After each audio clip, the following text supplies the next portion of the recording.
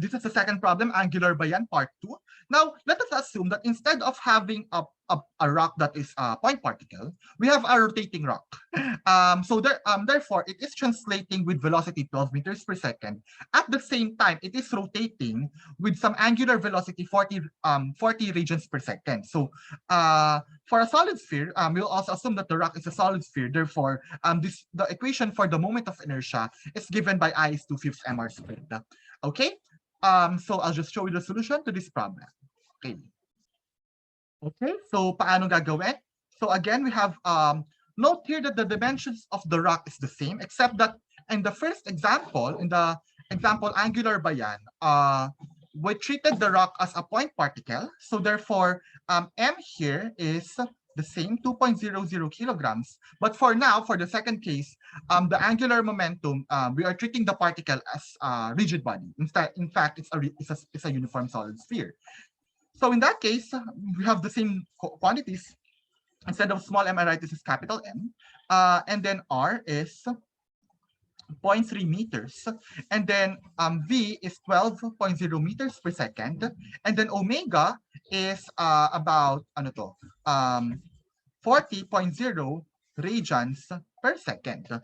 Okay, now, so therefore, anong mangyayari sa angular momentum mo? Remember that the particle, that the sphere is rotating. Hence, there should be a component of the angular momentum due to the translation of the center of mass, and there should be an angular momentum due to the rotation of the rigid body or of the sphere. So therefore, the total angular momentum, L total, is just the sum of the translational angular momentum, L trans, plus rotational angular momentum, L rotational. Okay, now, from there, the translational angular momentum is basically just again treating the sphere as a point particle and centered at the center of mass of the rigid body. And thus, from here, ang mangyayari, this is simply still mvr sine phi times minus k hat. Again, the direction of the r cross v here, similar to the previous problem, r cross v is into the paper. That's why you have a negative k hat there.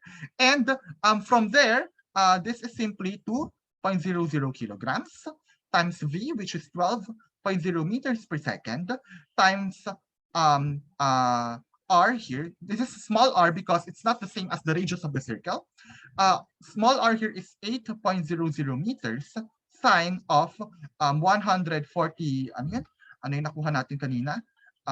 Sine of 143.1 degrees. And thus, the translational angular momentum, or the angular momentum due to translation, is minus 115. Wait lang, nakalimutan natin na may minus k hat dapat dyan. May minus k hat dapat dyan.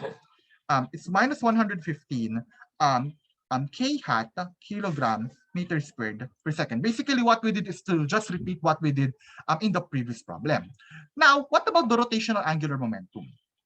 Ano lang yan? No? Ano lang yan? No? This is simply what? I omega, yes. This is I omega vector. Now, what is the omega? What is the direction of the angular velocity? Remember, we are dealing with what's that? A counterclockwise or a clockwise rotation? No?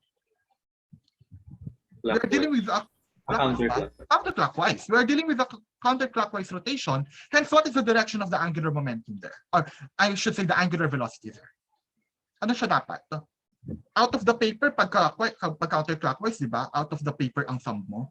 Hence, the direction of the angular velocity should be out of the paper. So, positive k dapat yan. So, this is just equal to 2/5 mr squared omega times positive k hat. Tama? And then I'll just substitute the numbers here. This is simply 2/5 times 2 kilograms. Hindi ko na muna ilagay yung sig figs. Alam niyo na yan. Times 0.3 meters times 40 radians per second multiplied by k hat. And from there, you can obtain an expression which is implying that the rotational angular momentum is 2.88 k hat kilogram meter squared per second. That is the rotational angular momentum. Hindi ko muna ibabox. Okay, so we already have a translational angular momentum. We also have a rotational angular momentum, and the last thing that we just need to do is to add them vectorially. So hence, the total angular momentum is simply L translational plus L rotational, which is just equal to minus 115 k hat plus 2.88 k hat quantity kilogram meter squared per second. And thus, the total angular momentum of this particle here is simply minus 112 kilogram meter squared per second. That is the answer.